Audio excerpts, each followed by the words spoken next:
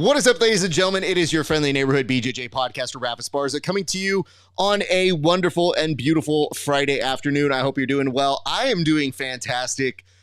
RIPs to the GOATs, the legends, Dolly, Tim Curry.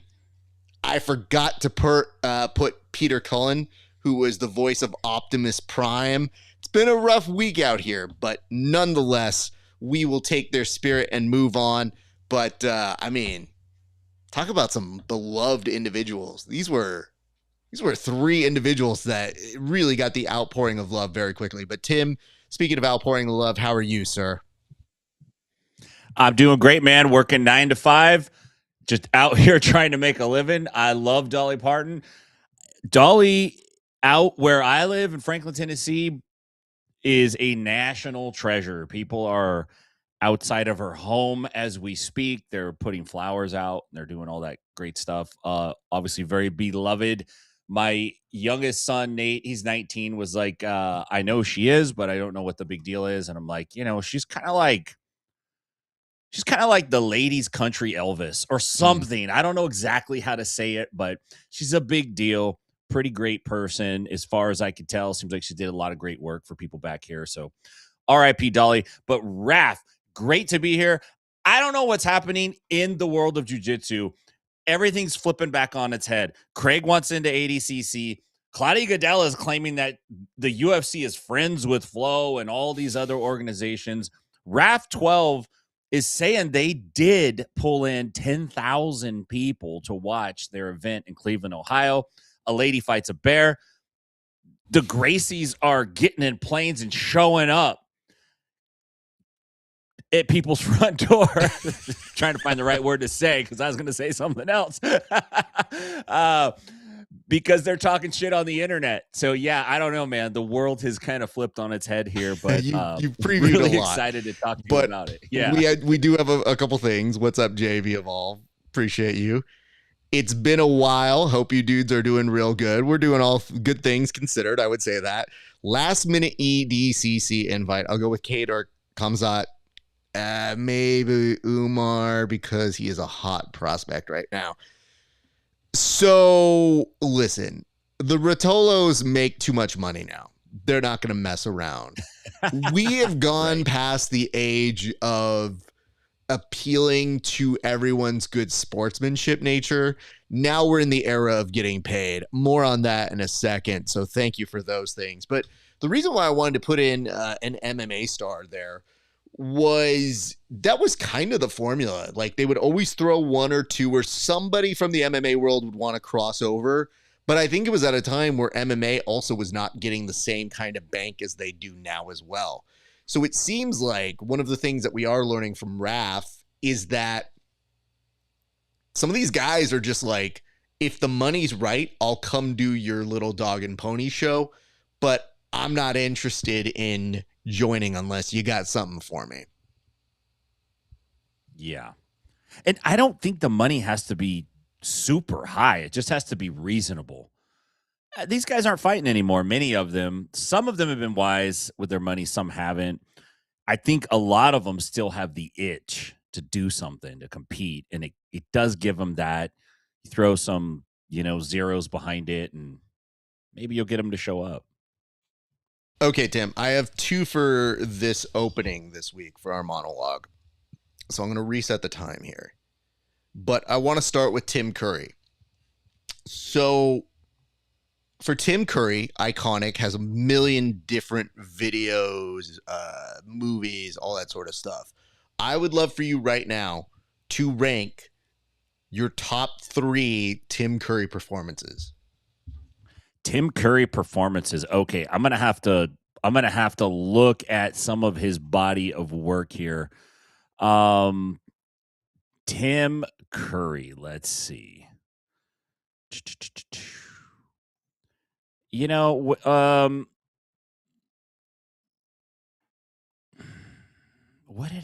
trying to remember what I've seen him. I thought that he was the hooked on golf guy at first when they said he I think, look, number one for me has to be the 1990s Stephen King's It, because I watched that. That was the one that was on television, and it's not the clown from today, but it was pretty damn creepy. He did a nice job on that. I would have to say that for me, that's his number one. Outside of that, man, I don't have like any major Tim Curry moments for me. Maybe I'm missing the boat on the guy. He's got a great body of work. I do remember Home Alone that. 2? Okay. All right. He was one of the bad guys, right? That's right. He was the bad guy. That's true. Captain Planet? Yeah. He was a bad villain voice in that. He almost was going to be the villain in Batman the Animated Series. He was supposed to be the Joker before Tim Curry was the Joker, but you know why he wasn't? Why? They deemed his voice, the executives, too scary. Oh, wow. I didn't know that about him. That's impressive. So, how do you get... What is too scary? What does that even mean? I think what that means is we can't sell toys with this one. Is really what it comes down to. And understandably so, because, listen, dude, that's the whole reason Batman Returns ended the allegiance that they had with Tim Burton, because they went to Batman Forever, which was night and day. They go, wait a minute, how are we supposed to sell Happy Meal toys when Danny DeVito is doing double entendres to a very hot Michelle Pfeiffer? Yeah, that's not going to work at McDonald's for us. Sorry, guys. So let me walk you through just a couple little things here.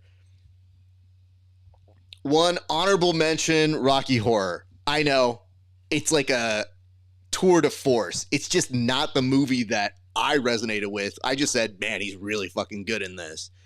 But for me, and there's one that snuck in there just last night, but I'll give you my notes.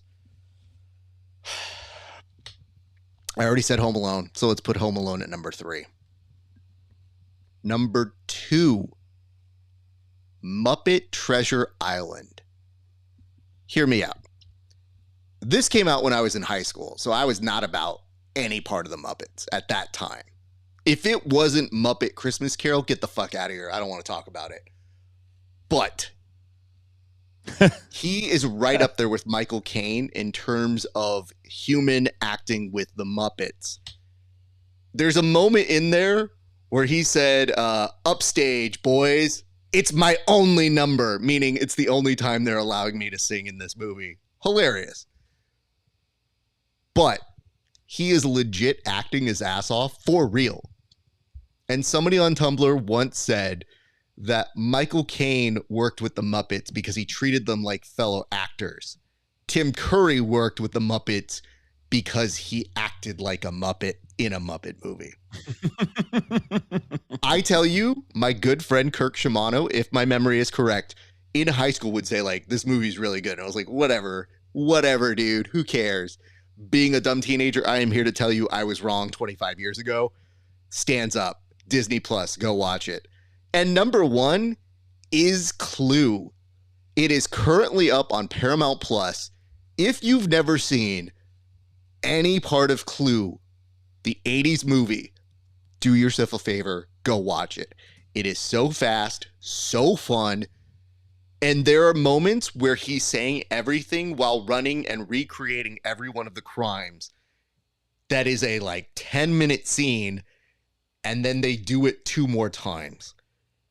It is unlike anything else. Clue is the definitive, to me, Tim Curry movie for a man that has a plethora of great roles.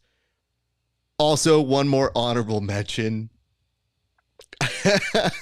I wanted to test something out here, Tim. Okay?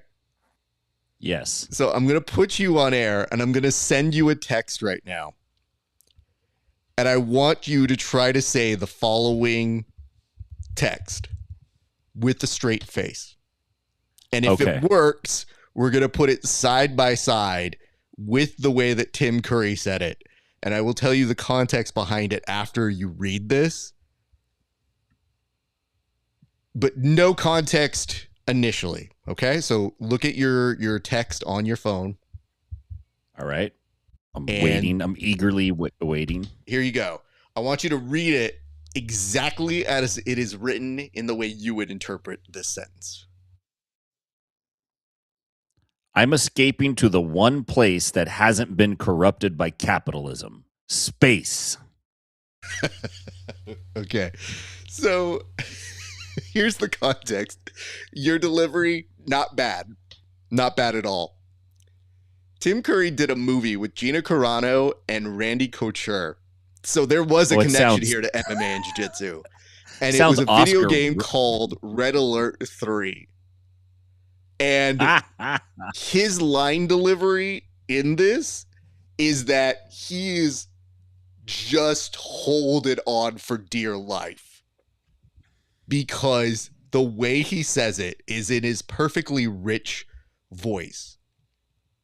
But the way he takes a beat before he says the word space, he is struggling not to laugh, Tim. And I just need, just from hearing it, we're going to put yours side by side with his.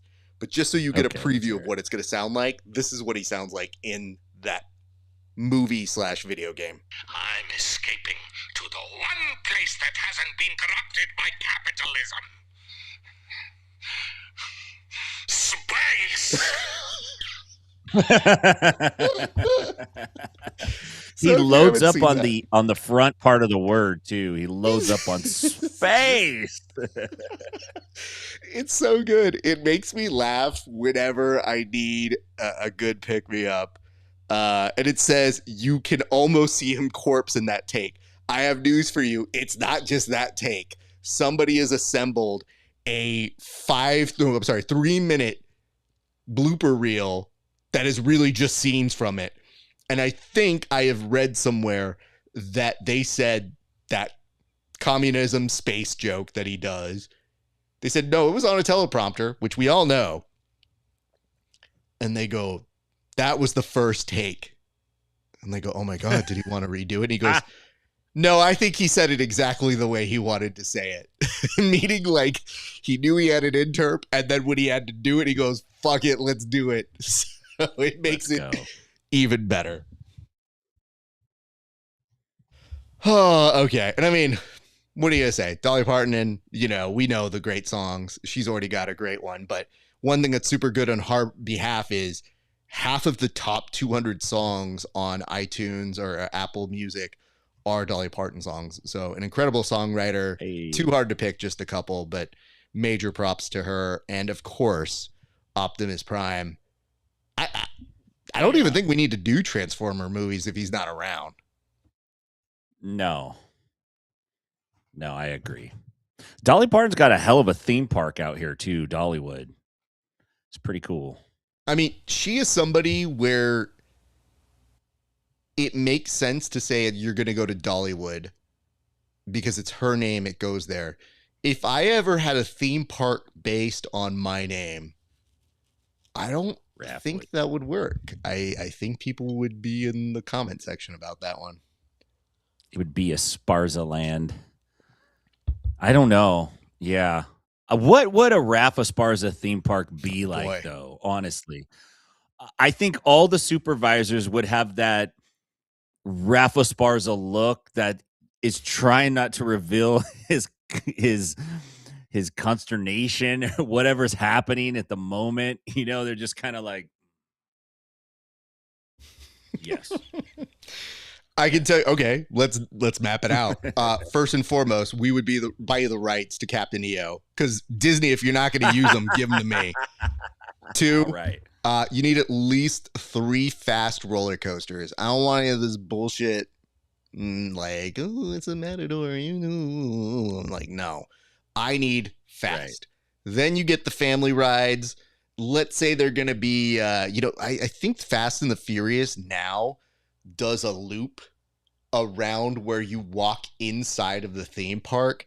And that got me thinking, what are some movie experiences I would love to recreate or license? And I'm like, let's do the Requiem for a Dream horror house where you just revisit every part of those ups and downs. There's a room where you hear ass to ass, and I feel like you do that. I'm also going to tell you, I would love to create an X-Men theme park ride.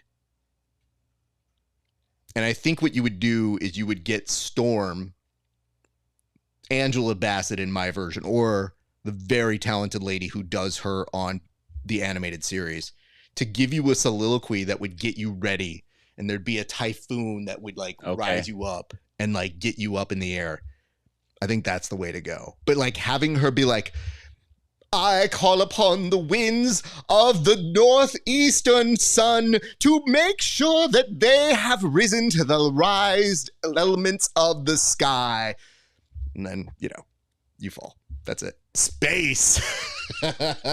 Space. Yes. And thank you for this. It says Muppet Treasure Island was a good movie. I didn't really know that until now. I think the thing that pissed me off in that movie that I vividly remembered, there is a sword fight scene between Kermit the Frog and Tim Curry.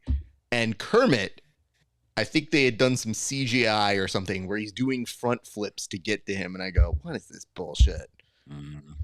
So yeah. I think that made me not want to see it as a kid. I was like, nah, I need my Muppets to be inching up, not flying in the air. It's time to start the music. Yeah, I love the Muppets. I have such a big spot in my heart for the Muppets. I'm not like a Muppet aficionado, but I certainly watched the hell out of the Muppets growing up. And if I see them, I'm stopping. I figured out, maybe for a minute when you're a teenager, it's uncool to like the Muppets. But I got to tell you now, in my 40s, I have gone from a teenager that said, the Muppets, why does anybody want to see that? To in my 40s, yo, can Disney figure out what the fuck to do with the Muppets? No shit. What a I'm so tired of them not doing it. Is it a series? Is it not a series? Sabrina Carpenter literally showed up for them with Seth Rogen. Make it a series. Not hard. Make money. I digress. Let's get to the actual show. All right.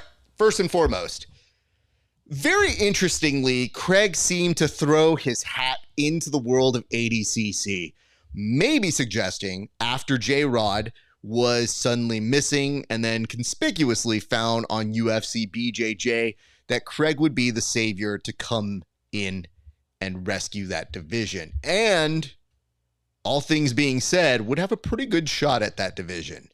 Having said that, Tim, what are your thoughts on that proposal from Craig Jones? And we'll give an update at the end of that. I mean, it's I can see why he would want to do it. It makes sense on a couple different levels. One is just to throw your name out there and say, yeah, I think I would do it. Of course, he's going to get a bump in his social media views and his counts and all of that jazz. So, and we know Craig plays that line just a little bit. So that didn't surprise me. But when you really start kind of thinking about it, Craig has competed at the 88 kilogram spot in 2015, 2017, 2019. He took silver in 2019. I think he came back in 2022 at 99 and won. So, I mean, it's a weight class he's comfortable in. He has taken second place in it, which is gold for Craig, right? Second place is winning. I don't know if there's a connection to the fact that it's because J-Rod is out. He's offering to step in. I don't know if there's some little dig or back channel angle there. I have no idea. But let's say Craig really wanted to do it and it was indeed it was a yes and he reached out to ADCC. Would they even be big enough to go yeah, you've spent a couple years trying to destroy us. Sure, we'd love you. We'd love you back. So we'd love to have you. So I don't know. I think it's mostly Cragen, but I would love to see Craig compete again. I don't know if he's in competition shape though right now. Sadly, if he's watching, Craig, let us know, man. Yeah, I'm sure in some version he is watching. He does keep up with us occasionally, but I would tell you this, even Craig, when he's not in shape, is still a problem. And I argue probably stands to do better in ADCC by not training. Yeah, you're probably right. But I do have some bad news as an update for this one. It does appear that Lucas Kennard has taken that slot. So those of you who were holding out hope for Craig Jones, Lucas Kennard has stepped in. We can also... Isn't that the... Sorry, go ahead. Sorry. You're good. You're good. I think we can also confirm that Gavin Corbet is taking the slot that was suddenly missing as well. So ADCC is shaping up. It is approximately, good Lord, about 2 weeks away, Tim. Yeah. That doesn't even seem real. Like, ADCC this year does not seem real in the least. I guess I'm concerned. I also looked up the time it might be starting, just so I could prepare, because normally I do a fight companion. I'm figuring things out. I have some travel to do next week. I'll be gone for about a week, and then I come in, and I've already got to be ready for ADCC. So, Tim, Pacific time, do you know or have an idea what time ADCC might be starting on September 12th? Geez, I don't know, but let me ask my buddy Ben. No, I'm just kidding. It's probably at some awful time because it's overseas, right? So I'm assuming they're not going to time shift. Maybe they will. But I'm not positive, Raph. To be real, like, I probably won't watch it live. I'll probably just go back and watch pieces of it. I'm just being honest. Like, I love all these guys. It's great, but if it's going to be like at 2 a.m, I'm not doing it. It will start here in the Pacific time zone at 2 a.m., which means it'll start are you serious? At 4 a.m., Tim. I said 2 a.m. because that's the most preposterous time to start a show. Like, why would you even do it? Why would you even do it? You can't push it back. It says something new or the 20th rerun in a show. Good afternoon, by the way, gentlemen, if you're live. So, Egg, do you see the part where it says live? Is it hard to understand that? I know that there is an alleged 20-pound brain, but it seems very difficult to understand. Live means live. And 2, tough talk for somebody who's already rebranded after, 20 episodes? Pfft. Tim and I have literally crapped out 20 episodes in one sitting. We're good. Crapped out. I crapped out an episode earlier, guys. Have we not, Tim? Literally, that's the whole point is. I have said this to other guests in the past. I've been like, please do not try to talk about having a show until you get to about 100 shows. I do not believe you. I get it. So you're right. There be that. Anyway, agree. Hi, Egg. Good to see you. Let's move on to our second topic here. So that is an update of UFC BJJ. Okay. We now get to talk about our reactions. Last week, I did a live fight companion, and that was a lot of fun. But Tim, I'm really interested to hear where you left off on UFC BJJ because there were some really interesting results that happened at that particular show.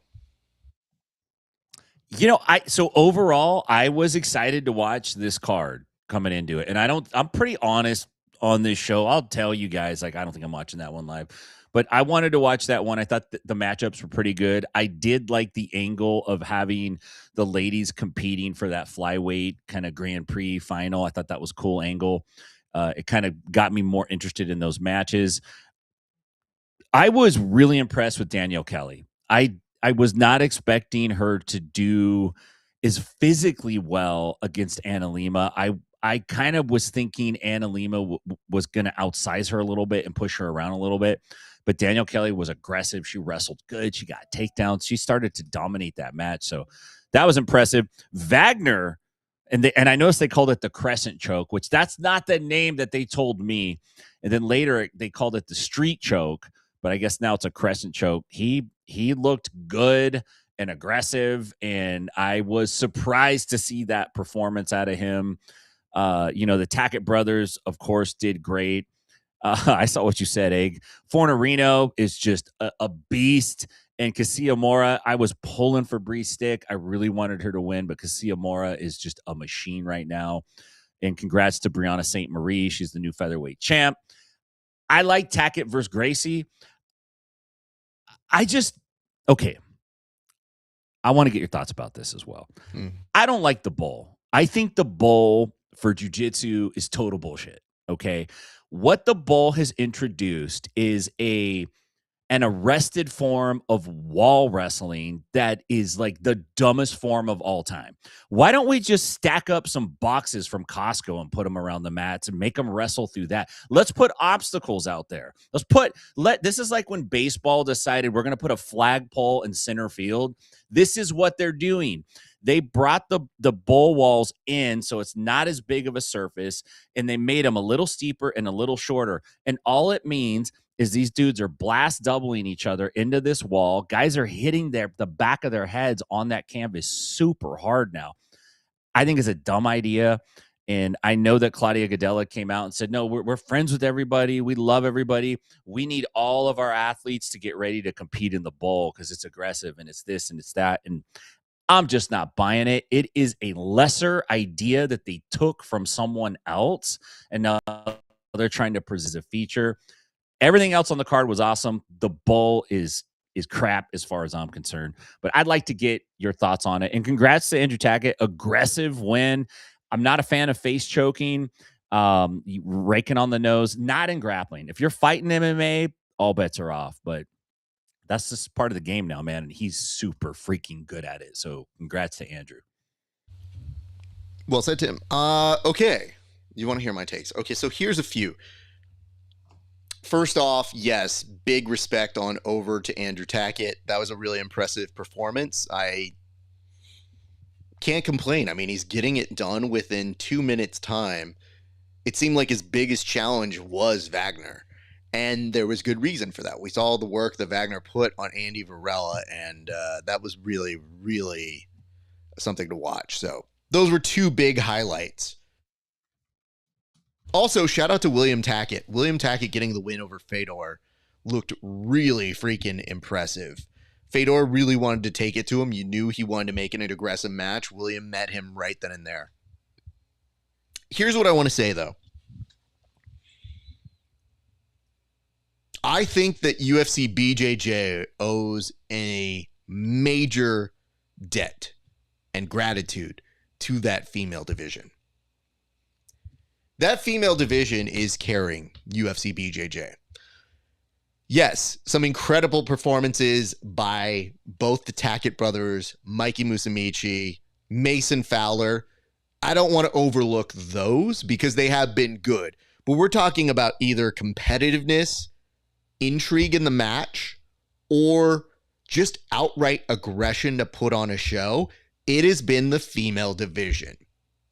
So we can have our differences of opinion on some of the business practices that UFC BJJ has done, or maybe some questionable relations, because when they tell us that they're in great standing with other organizations, I would love to hear other organizations respond to that.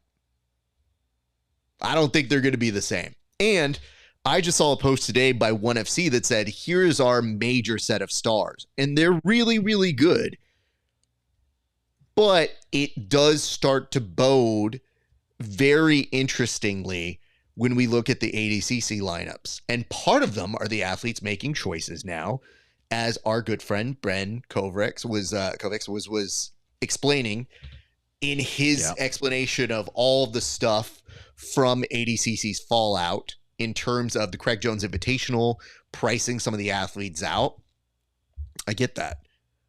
For our purposes, though, seeing those people not participate or be able to participate in other cross promotions, it will make ADCC weaker. I think that's one of the first areas that it's going to come into. There's now discussion on, is it just a super fight format? Are the super fight formats dead because it's just too costly? There's a lot of different opinions on these sorts of topics. Interesting. But having said all of that, every one of the women's matches on that night delivered. And shout out to Cassia, Adele.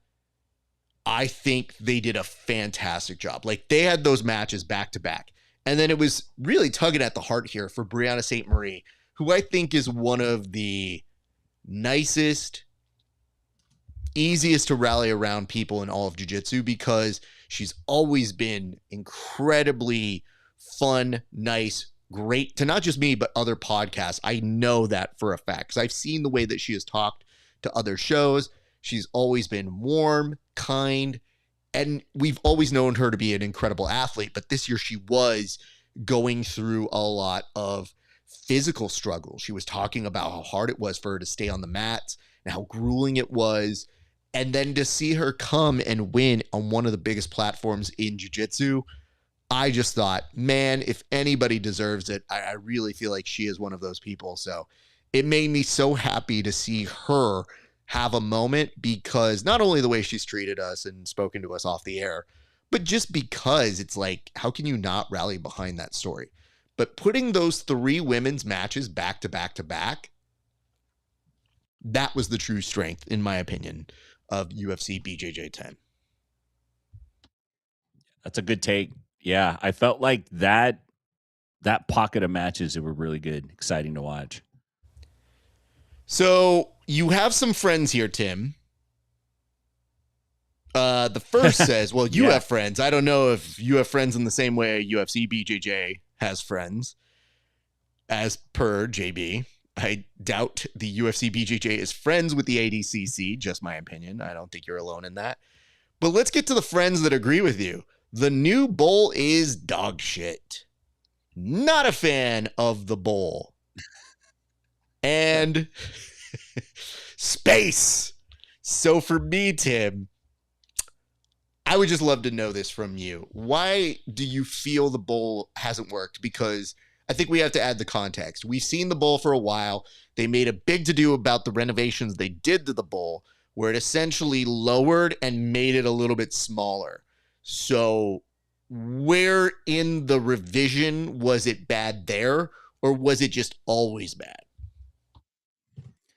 Well, in my opinion, it was always bad. And the reason I say that is grappling historically, all of grappling, not just jiu-jitsu, I'm talking wrestling, judo, sambo, combat jiu-jitsu, combat sambo, Turkish oil wrestling, Chinese wrestling, whatever kind of wrestling you're talking about takes place on a flat surface. It's usually matted. Sometimes it's outside. Sometimes it's on the sand. There's never a wall involved. It doesn't exist. There's not a pit. There's not a ramp. There's not a slope. It's a gimmick. And when they add that gimmick, they're adding a new novelty. Oh, we made it a little tighter. We changed it up. So you're going to see some things you haven't seen before. Okay, so we're going to see some things we haven't seen before. Great. And then 3 months down the road, what's next? Oh, we're going to add another feature to this because we want to. That's not it, man. Like the product needs to be the actual grappling, in my opinion. Now, look, the UFC put a cage around it because they're fighting. You're going to have a cage around it. You don't have to have a boundary around the grapplers. I don't believe it. I think it adds another nuance to grappling that people have to train and study for and work for. That's totally impractical. It's like a little half ramp. At least just make it a wall then. Like put them in a cage and let them do it in a cage because walls are real in life and you might get pushed up against a wall and have to fight. But this little bullshit skate ramp thing, no, man. It's insane. It's a terrible idea. It's implemented terribly too. Look at the way the mats are cut. This drives me crazy, by the way, when I look at it. Who fucking cut these mats? Like geometry, dude. Geometry. All right. Get it out there, figure it out. You guys got billions of dollars, get some custom stuff made. It looks like when the Gracies do their thing, they're like, how to make mats on the cheap. Like, that's what it looks like they made these on. And they're going like, look at our pristine bowl. It's so beautiful. Hey, don't mind the lip of that corner's up higher, and there's some weird wrinkles in that one over there because it's not tight because we cut it weird and we're trying to like fit it into that pocket. It's dumb, dude. It's dumb. I don't like it. I don't think it has a place in our sport. We need to get rid of the novelty and the nuance and make it about the athletes.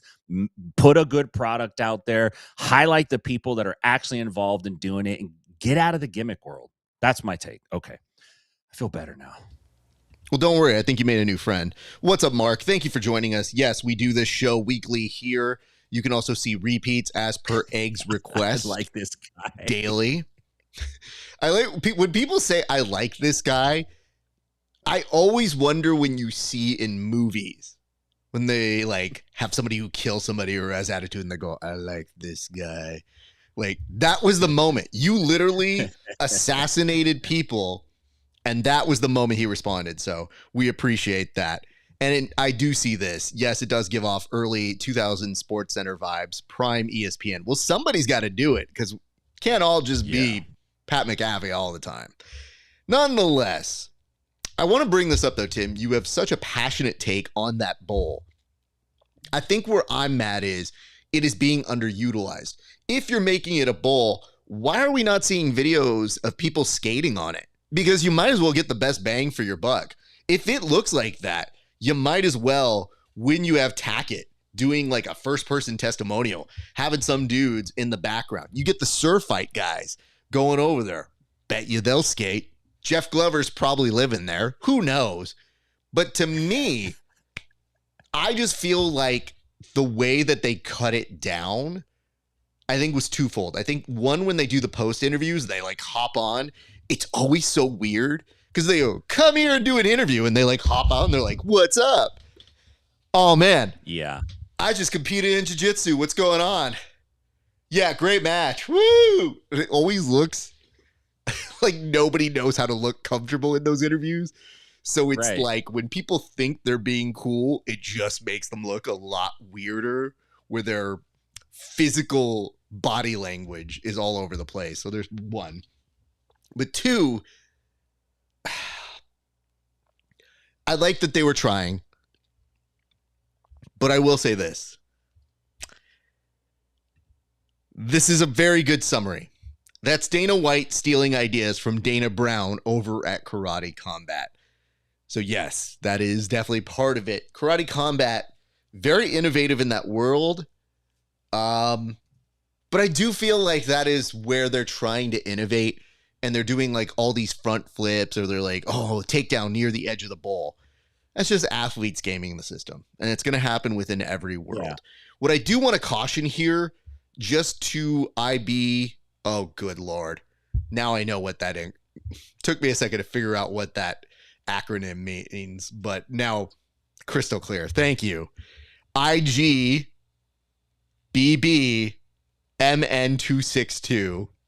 In case you're a Dustin Poirier fan, just saying. It should be on a platform raised 6 feet off the ground. That'll keep it in bounds. Speaking from personal experience on that world, that also terrifies me. Yeah. Fight to win is trying that. We're nervous about that. Exactly how I did it. I really hope so, Mark. So thank you for that. Let's move on to our next topic because, again, shout out UFC BJJ 10. I thought it was overall a very good event. And you do know that we will have constructive criticism for them all the time because, Tim, they have no enemies. So they really just have to accept what we say as a friendly version of constructive criticism, right? Friends. Let's now move to the next topic, which is, can Real American Freestyle Wrestling continue to draw crowds? Right now, they are starting to claim that they have drawn huge crowds within the tens of thousands. I have been following their numbers very closely. One of their next events is going to be in Vegas on October 3rd. That capacity is only 2,500. And as it currently stands, I've only seen them sell about 700. Now, it's a fight town. I have no doubts that they will hit good marks there. But to me, I have seen steady progression in their growth on ticket sales. Tim, why do you think that is? And do you think that they will continue to build crowds in new markets? Yeah, I do. So they had a week or so ago, we actually talked about, it might have been even last week now that I think about it, that RAF had claimed that they had sold over 10,000 tickets in an overseas show, and then they were pushing for their 1-year anniversary that took place in Cleveland last Saturday. They were saying we're expecting to have around the same. So I was very interested in it this week when I sat down, was starting to do research and read about the attendance, which is like kind of tricky to find, to be honest with you. You can find some like executives that were there, some people that were there say, yeah, we think we got around this much. I did look at some photos. It does look like it was a packed house. Now, they gave significant discounts to people that were in the RAF feeder program. I can't remember what it's called. It's that RAF youth program that they've started. They gave like a 30% discount or 40% on the tickets.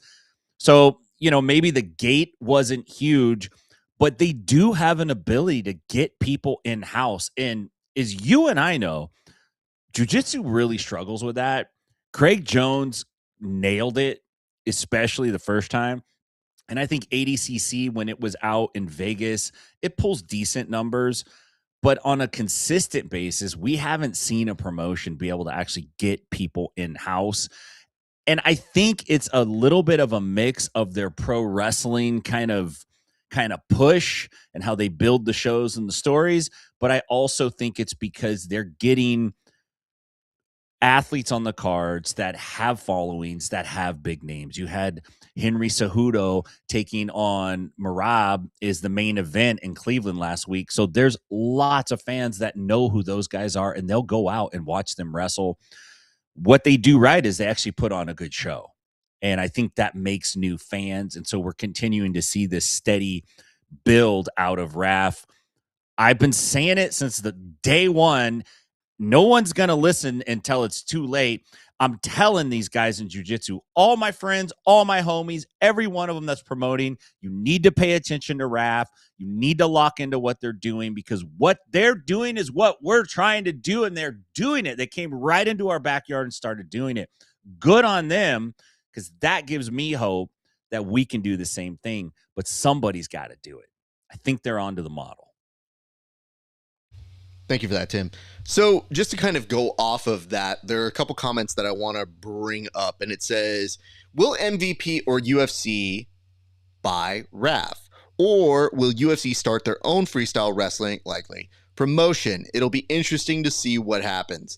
So there's another comment here that I feel goes hand in hand with this question, and I'll make the amendment momentarily, but it says, the second a current fighter gets hurt doing this, the UFC will put an end to that. They wouldn't last very long with access to the UFC roster. Current roster, not old roster, because a lot of these guys are older athletes looking for a place, a master's division, and yet they're still healthy, they're still interested.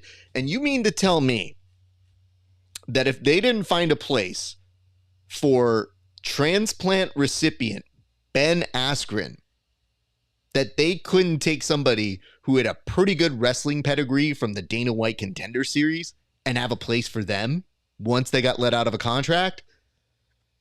I think sky's the limit for RAF. I think they've done an incredible job. I would just tell you this. They could literally fall on retired and old UFC fighters without a contract, and they would have a sustainable business model for the next 2 years.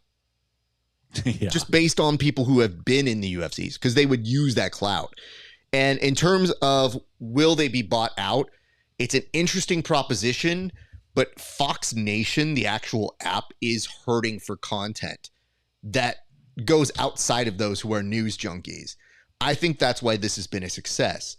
I think that unless you're asking to watch more Dan Aykroyd going to visit a bar, which, no disrespect, Dan Aykroyd, you're a goat, I think that's one of the only original content pieces that is not necessarily news-based that they offer. So with RAF, I think they're going to be incredibly protective, and Fox is not in the same family as TKO or Netflix. No. So I think everybody in this world, they want to keep their IP. They're going to want to keep as much as they can of that Fox branded RAF. What RAF may be doing is increasing their interest so much that when that contract runs out, maybe they do shop it around and see what's going on.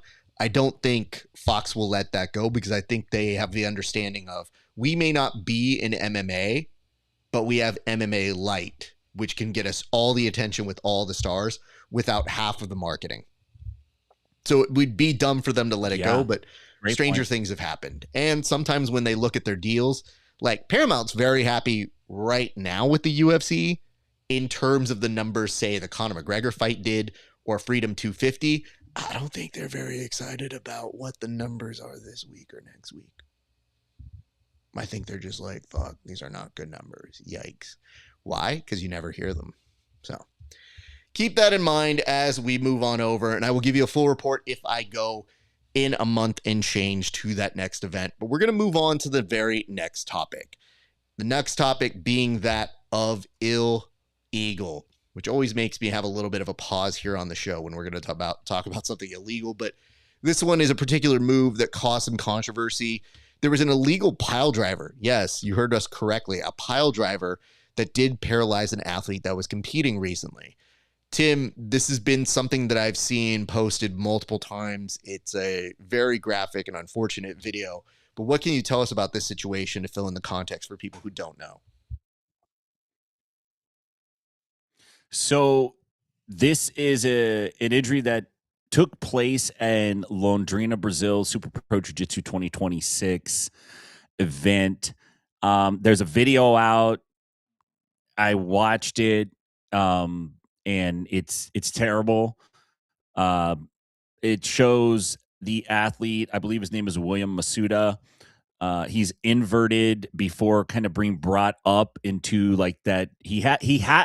Masuda has a triangle on his opponent, and I believe the opponent's name is Giuliano Di Pelle Machado. Okay, so Masuda has a triangle on Machado. Machado kind of stands up, and Masuda's kind of based on the top of his head, and then Machado, I mean, I can't say exactly what he was trying to do, but it appears that he lifted him a bit and then just dropped to his knees straight on Masuda's head. Masuda suffered a severe C5, C6 spinal injury. He has paralysis. It was reported today that he has slight arm movement, but no sensation below the chest. Masuda has a jiu-jitsu academy. He's beloved by his students. A prosecutor in Brazil has filed some type of civil charge against this to look into it. And, you know, it's like I'm not a fan of people suing people over things that happen in jiu-jitsu tournaments and matches or even in class because it's super, super hard to kind of derive intent. But this looks pretty damn bad, man. Like, I know athletes are supposed to protect themselves, but there's also a little bit of an understanding especially when you've been grappling for a long time, that you know what's really dangerous and what's really not. And if you're at a high level and you break somebody's neck, it's either a freak accident or you did that shit.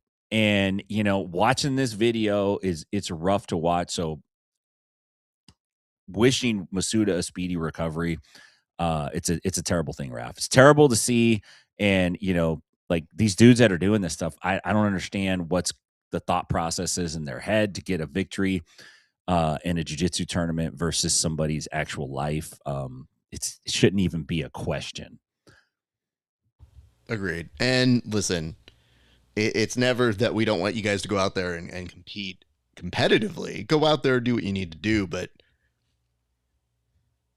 maybe understand some physics that if you drop somebody on their head, it has some consequences. And really, how bad do you want a very cheap plastic metal? I say this, though, knowing that accidents happen all the time. So it's not necessarily maybe that was premeditated. It's nothing to that effect. It's just a matter of saying like, hey, man, there are ways where some days you have to take the L because it's better than paralyzing somebody. Just from my own perspective, I can't tell people how to do their own thing. There's a lot of different schools of thought where people will tell you, you know, the risk when you go to compete, et cetera, et cetera. But I think the majority of us that go to compete are really just looking for good reps, similar to the way you would have at your gym. Yeah. And that's kind of what you want. So is what it is. Let's move on. Yeah. Again, thoughts and prayers out to that young man. I hope he is doing okay and a speedy recovery. We will keep you updated if we get more news on that. Okay, Tim, this one didn't even pop my radar, so I have no context behind it. Apparently, a woman defended a bear attack. What is the story here? Because sounds insane. The story is jiu-jitsu versus an 800-pound Kodiak brown bear. Apparently, Alaskan Caitlin Lang is crediting jiu-jitsu and her dog Vesper for helping her survive. So she was out on a walk with her dog Vesper, and she was walking near a salmon stream, roughly like 10 miles from this Kodiak. The Kodiak kind of hunted her down. I think the Kodiak was a mama that had some cubs. The bear grabbed her leg, and she describes as, she's like, I read the article. She basically says like she didn't train that much, but she did do some jiu-jitsu classes. And she said she like framed her body and gave a defensive kick against the bear when it grabbed her leg to create space so she could get up and get away. It sounds like she did a technical stand-up, which is like, hell yeah. If you're only going to learn one thing, learn that. Her dog Vesper barked, drew the bear's attention long enough for the to scramble away. Yeah, she had some deep bruises, was scratched. Vesper was unharmed, thank God. But finally, you know, like here's some jiu-jitsu self-defense marketing that didn't actually come from the Gracies. And I just thought about Khabib. I thought, what does Khabib say? Because when I hear this and when you hear that, we're like, dude, fighting a bear? Are you crazy? That's frightening. Like, I'm not, when I see any kind of animal, even humans, I'm not thinking, I'm a jiu-jitsu black belt, man. I'm going to take this thing on. I'm like, how am I going to get out of here as fast as I can? Khabib sees this and he's like, what's the big deal? Like, you fought a bear? Okay, whatever. I fought a bear when I was 11. So anyway, good stuff. I'm glad jiu-jitsu was able to help Caitlin Lane, and I'm glad she's healthy and safe, and I'm glad Vesper survived. You fought bear, I fought cousin. Very different. My bear levels. He here, your bear only here. Not as good D1. For you, no. Yeah, right. The notes that we get here are Alaskan women are different. I would agree. Let me just point something out that I don't think is obvious, but it should bear repeating for a lot of you guys. This is why you should do rounds with women. They are usually the most technical. If this was a dude in there, I don't know that he would understand the technical nature you would need to stay safe for frames. Because when she's like, oh, yeah, I didn't take a ton of jiu-jitsu, but I got the basics. That's somebody who paid attention in class. Do you know how scared I would be for some of my own students or people who I have rolled with to use their general knowledge to fend off a bear attack? I should start and end classes by saying, listen, I can't promise you this will defend you from a bear in a bad situation, but we have evidence it can work. So if you learn right, you got a shot. If you are ADHD and you go somewhere else, good luck. Godspeed. And this is a great comment because I don't know how to answer it other than it was a Kodiak. Absolutely no chance she doesn't die. LOL. Biggest brown bears on earth. Don't know. You should talk to her. It's jiu-jitsu, dude. Jiu-jitsu saves lives. Back off, buddy. All right, let's go to our next topic. And Tim, this is probably my favorite story of the week. And I think it's a learning lesson for a lot of people in jiu-jitsu. What can you tell us about the very strange challenge that got thrown out and the response from the Gracies? Gracies have been called out over and over and over. I mean, this is where the Gracie challenge, mostly kind of came from and was fueled. And it recently happened again. And I'm trying to get the the dude's name. I think it's Darren. I'll find it in a second, but forgive me if I got the name wrong. Essentially, dude put out a video as a little while back, and he basically said like, F Henner Gracie. I challenge any purple belt from Gracie University to come out, show up at my gym in Vermont, and we'll put him against a purple belt, and look, we'll see what happens. We'll see how good he is. And most of the time, the way the Gracie Challenge works is you got to go to them. You show up at their gym, you show up at their house, you show up on their backyard property. From what I can tell, when the Gracies come to you, is probably going to be trouble for you if you just historically look at the way that's worked out for folks. So Henner puts student on a plane. They go out there and they show up and they get a little mix up. And it was friendly. It was nice, but the purple belt looked great. And then I'm watching this and I'm like, I know who this purple belt is. This purple belt was at Subversive. This is Brandon Farnsworth. What the hell? Out of anybody you could not want, if you threw a challenge out to purple belts, you don't want that guy coming to your school because, one, he's tough, he's young, he's super friendly and nice, and he smiles all the time, and everyone's going to like him more than you after he gets done kicking your ass. So pretty cool reverse Uno card they played. They show up. There's video of it, Raph. They put a good workout on him. And once again, you know, Gracie University is legit. Those guys are legit. It's not fake. You don't think they're good? Go roll with them. They're fantastic. You are not lying on that regard, Tim. I have had the opportunity to roll with Brendan. I think it bears noticing and referencing something that's, listen, I know you guys are going to think that I did this, but I did not. Okay? Brendan got selected to do this. I think it's an incredible opportunity for him, but it should be noted that he's got an upcoming episode of The Grappling Hour that airs this Tuesday and premieres on YouTube. I didn't do it. You did it. I literally did this interview a month ago. I had no clue this was going to happen. I had no clue it was going to be on Subversive. These are just things that happened as a direct result, some say, from coming on my show. But having rolled with him, sure, he's just a purple belt. I'm just a purple belt. And he was incredibly good. It was a lot of fun rolling with him. I can tell you that he's a good-natured guy. He doesn't take anything super crazy, but because he fights, he's not afraid to get down. So I'm not saying that they set this gym owner up, but when this gym owner very specifically said, do you have a purple belt? And then put that out into the universe, Henner sees this giant grin on his face and is like, actually, I do. And that's the beginning of the end of it. So let me just give the context before we get into our fight of the week, which, if you're guessing, might be pretty pertinent to the conversation. But in this conversation that he has, he basically says, oh, we're going to send Brendan to his gym. Brendan goes to the gym, they have it recording, and the owner's not there.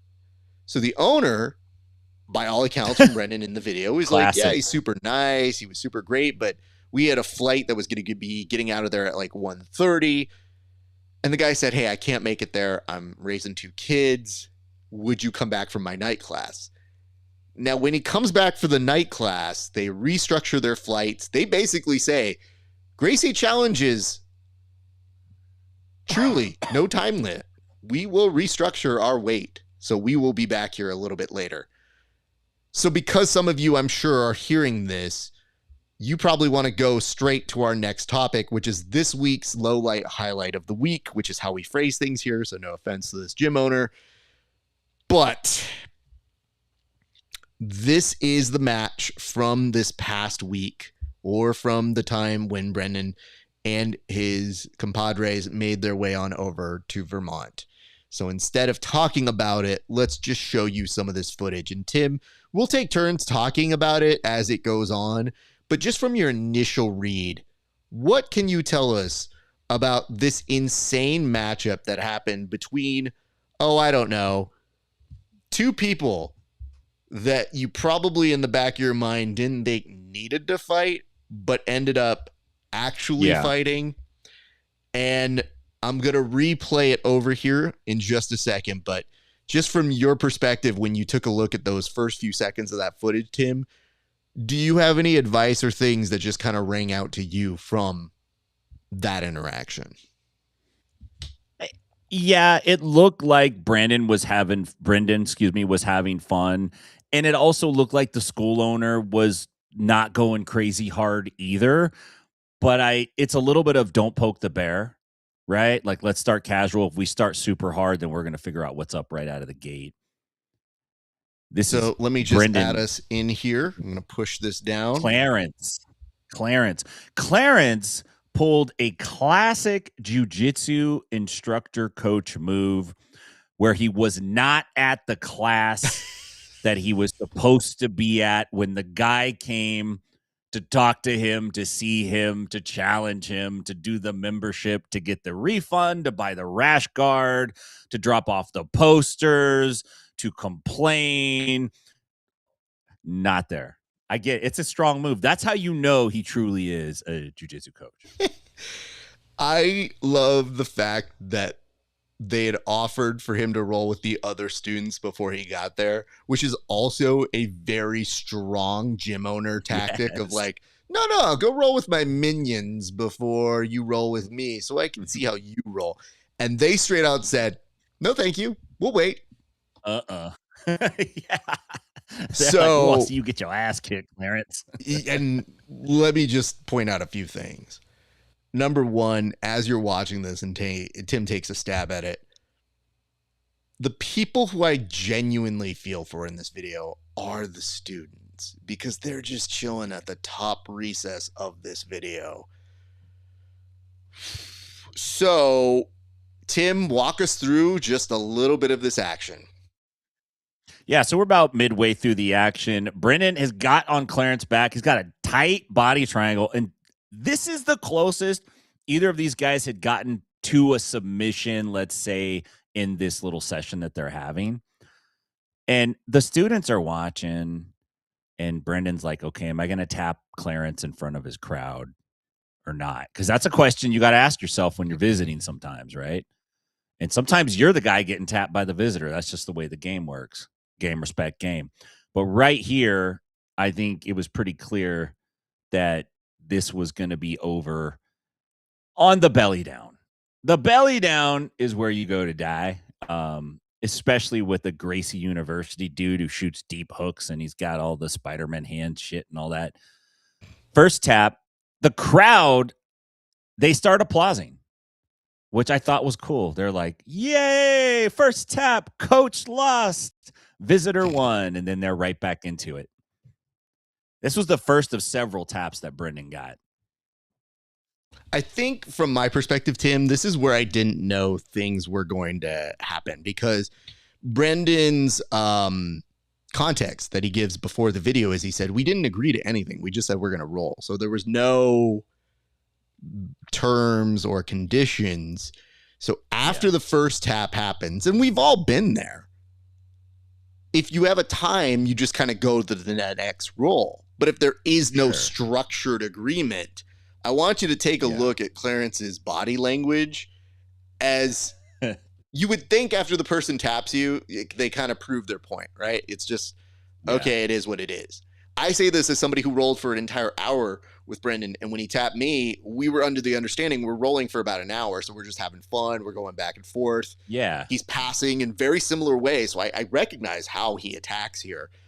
But there was an agreement, and it was us saying, like, hey, this is just for shits and giggles. Like, we're talking trash. We're enjoying kind of getting to see how the other person plays. I don't think that's the case here, given the circumstances. So what you see after the tap is just watch the body language. Brandon lets it go. He goes over to the side, and the guy's like, yeah, more. And that to me is him going to kill shot of being Let's like, go let me again. take this leg. Yeah. And I got some news for you. Brendan's leg defense was pretty good.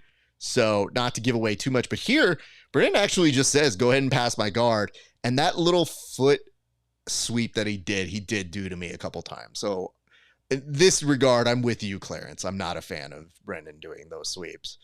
Nonetheless, Brendan's got a really incredibly solid squeeze, as you're seeing here. But Tim, you alluded to the fact that you cut some footage out. So Yeah. now we're starting to see Brendan maybe turn it on a little bit more, because I think the first was almost a flow state of play up until they got to here, in my opinion. They were feeling them. They were feeling each other out too, trying not to put, you know how jiu-jitsu guys are, man. If you muscle up in the first 5 or 6 seconds, that's basically an act of world war, and you're going to be in for it, right? So they're both kind of chilling, but where this video cut was basically all those little check marks under Brendan's name, they started stacking up real quick in the last 30 seconds. We essentially did the honorable thing of saving you time and space. This was the most competitive part of the video. From here on in, Brendan just kind of took advantage, ended up with maybe about 4 taps. At the end of it, Clarence said, I think that's all about you're going to get from me. And Brendan just goes, that's it? Okay. Now, I will say this about myself. Brendan, when I was rolling with him, he's so incredibly good. He really excels at getting buggy chokes and just really unconventional ways of attacking you. He's a very smart grappler. But what I would say to Brendan was, I was like, at no point did I say, like, that's all I got for you. I was just like, yeah, dude, some of this sucks rolling with you, but it's a great learning experience. I think at that point for them, Brendan had already proven the point of Gracie Combatives kind of works, huh? Gracie University, I'm out. But Tim, I wanted to return back to the board just so I could give some advice, because again, Clarence, glad you rolled with him. Glad you guys seemed on good terms after all of this. But I did have some, I think, important advice for when people do these kind of like challenges and stuff like this, because they do seem to happen more and more. Okay. I want to point out, Clarence, where maybe you erred. You were calling out the Gracies and their style of teaching. That's a form of trash talk. That's kind of like my department here. You can ask Brendan what I did, but I didn't really trash talk him per se before we rolled. I waited till he showed up and then I trash talked. And he was still beating me up, but I said, well, you're here. I'm here. I'm going to trash talk you now because it's a little more playful. I just noticed that as a bad strategy, because at least when Brandon and I were rolling, we're just laughing the whole time. And it's a good way to get to know each other. So trash talk isn't inherently bad. It's more, what are the intentions of this? And speaking as somebody who does love to trash talk, I really try to trash talk those people who I respect and to really get to a sense of being friends quicker. I don't know that there's a structurally smart way to do inherent trash talk unless you think you're selling a super fight, a match, a big thing like that. And even those kind of have their limits. But what I would say is this. There's a lot of different Brendans that exist in different gyms. So if you don't think they exist, they do. I would just say, I'm sure after this experience, maybe it's a little bit different, but in the world of jiu-jitsu, to other people like him and all that sort of stuff, hey man, the best thing you can do for these things is go train with those people. And one of the things that Brendan told me that I would have never assumed when I was rolling with him, he was like, dude, you would fit in so well at our academy. You roll like some of our guys. I had no context to what that meant, but it was a nice compliment that he was saying, like, yeah, you rolled like some of the people I roll with and structurally good at this or that. And I was like, man, I would have never known that had I not just gone outside of my bubble and just been like, dude, this is all friendly, but yeah, we're having fun and trash talking there. But yeah, I can tell you this, Brendan is good people. Clarence, I hope everything is good with you in your gym. Notice how I'm not saying you would be trash or you suck and I'm challenging you. I would be happy to roll with you. I'm sure you're very good in your way. But I can tell you, Brendan is a guy who's gone viral for jiu-jitsu multiple times for good reason. So shout out him. And also be sure to check out the premiere of Brendan's episode of The Grappling Hour that premieres this Tuesday at 10 a.m. only on the Grappling Hour channel on YouTube or Kick or whatever you watch, you know, but just find it on YouTube really. Or you can check it now at patreon.com/grappling hour and see it early and support me. So there's that. Lessons learned. All right, Tim, I believe that has gotten us to the end of the board. Tell the people where they can find you, good sir.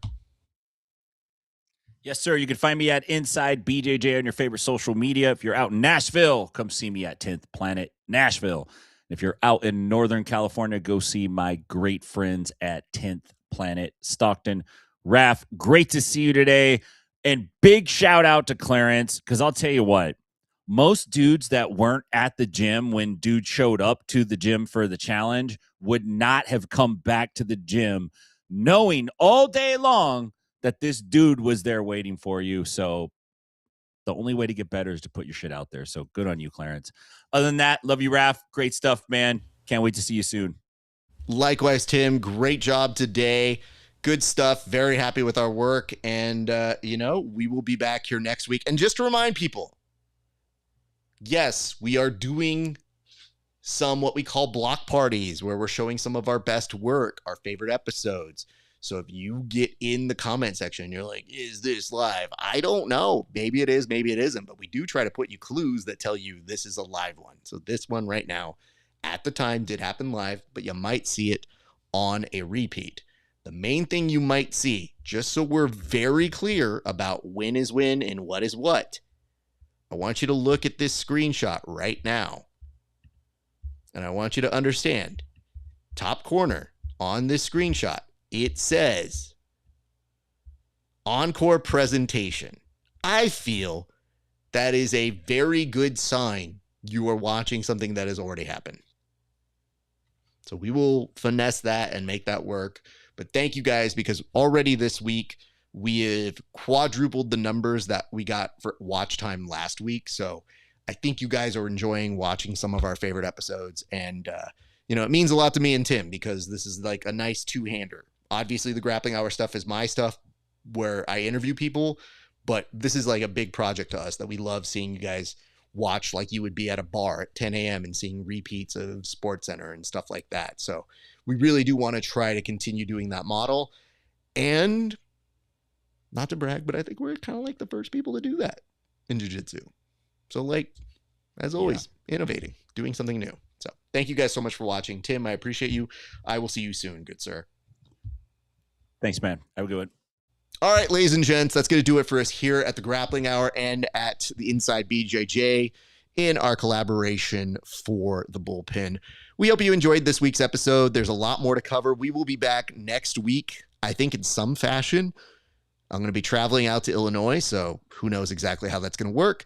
But we will figure that out sooner than later. So be on the lookout for those new episodes. And then just for your own edification, if you want to like, comment, subscribe, get notifications when we do these block parties or the live episodes, hit us up. You can find us at Grappling Hour on YouTube, Twitch, Twitter, Facebook, Kick, wherever it is you watch. We love and appreciate you. And even on TikTok. Yeah, we are live on TikTok on those days. All right, friends, that's going to do it for us. Thank you so much for watching. And also, one big shout out to everybody from Sparstar BJJ. We have two brand new champions, Andrew Carvajal and Adrian Segovia, who were able to replicate their success in MMA in the world of Sparstar BJJ. It means a lot to me that those 8 guys came through for the 2 4-man tournaments. They put on a show. Incredibly proud of them. But it does beg the question, who wants next? So if you guys are interested, hit me up in the DMs and sign up for me so that I know to keep you in the running for the upcoming Sparstar BJJ events. All right, ladies and gents, that's going to do it for us.